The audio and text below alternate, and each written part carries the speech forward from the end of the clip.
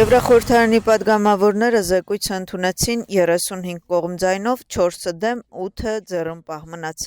Զեկույցը նպատակ ունի լուծելու օտարերկրյա լոբբինգի աճող բնույթը և ժողովրդավարական գործընթացներին հնարավոր օտարերկրյա միջամտությունը։ Կանոնները վերաբերում են Եվրամիության քաղաքականությանը, օրենսդրությանը կամ որոշումների կայացմանը ազդելուն ուղղված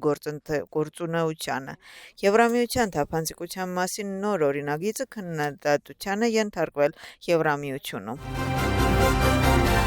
Պիտեր Ֆիշերի հարցազրույցը քննադատության է արժանացել քաղաքական գործիչների կողմից։ Վրացական երազանքը կտրուկ քննադատում է դեսպան Պիտեր Ֆիշերի այս հայտարարությունը, որ Եվրոպայի դուռը այս փուլում փակ է Վրաստանի համար։ Գերմանիայի դեսպանը նաև խոսել է Վիեննայի կոնվենցիայի մասին և նշել, որ երբեք չի խախտել դիվանագիտական ձեռնարկի սկզբունքները։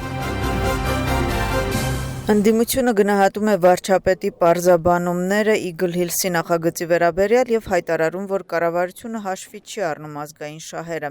Նրանք Իրակլի Կոբախիձեի ելույթը խորհրդարանում անվանում են անարդյունք։ Վարչապետը պատասխանել է օրենսդիր մարմնում երկու հարցի, մեկը վերաբերում է վերջին ժամանակների ամենաազդեցիկ ներդրումային նախագծին արաբական ներդրումներին, որի վերաբերյալ ընդդիմությունը կասկածներ ունի, քանի որ Իգլհիլսի հետ կնքված համաձայնագիրը հրապարակային չի դարձել։ Թբիլիսիի քաղաքային դատարանում տեղի ունեցել հոկտեմբերի 4-ին նախագահական նստավայրի մոտակայքում տեղի ունեցած իրադարձությունների կապակցությամբ կալանավորված 13 անձի նախնական դատական նիստը։ Քննարկվել է ապացույցների ընդունելության հարցը, բացի այդ անդրադարձել են նաև կալանավորվածների նկատմամբ կիրառված խափանման միջոցի կիրառմանը։ Մեղադրյալների կարծիքով կալանավորվածների նկատմամբ կիրառված խափանման միջոցը կալանքը պետք է ուժի մեջ մնա, քանի որ դա ռիսկ է ներկայացնում իրենից, որպեսզի նրանք չշարունակեն իրենց հանցագործությունները։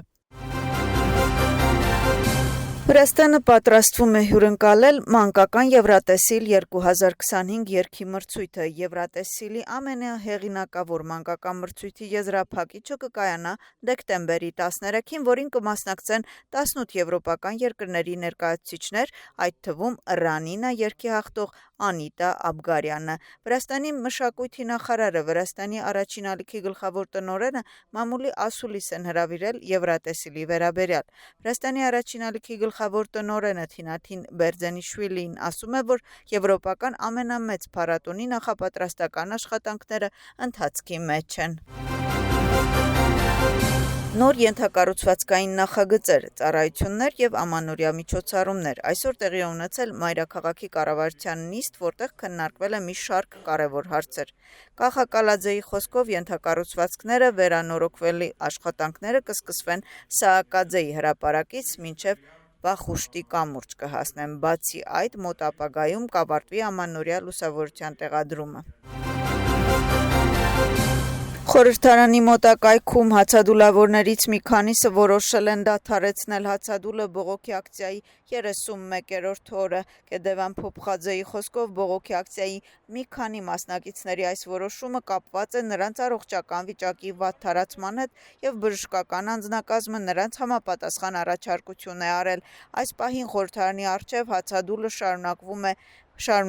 6 մարդ։ Նրանց խոսքով բողոքի ակցիայի մասնակիցների պահանջները անփոփոխ են։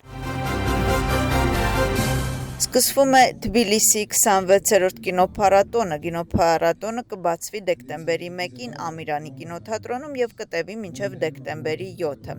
Բացման օրը կներկայացվի Դուզե ֆիլմը։ Այս տարի կինոփառատոնի էկրանները կցուցադրեն 40 արտասահմանյան և մոտ 30 վրացական ֆիլմեր։ Թբիլիսիի միջազգային կինոփառատոնի ռեժիսորը ուշադրության կենտրոնում Շվեյցարիայի կինոռեժիսորը, պրոդյուսերը և սցենարիստը Նիկոլոս Վադիմովն է։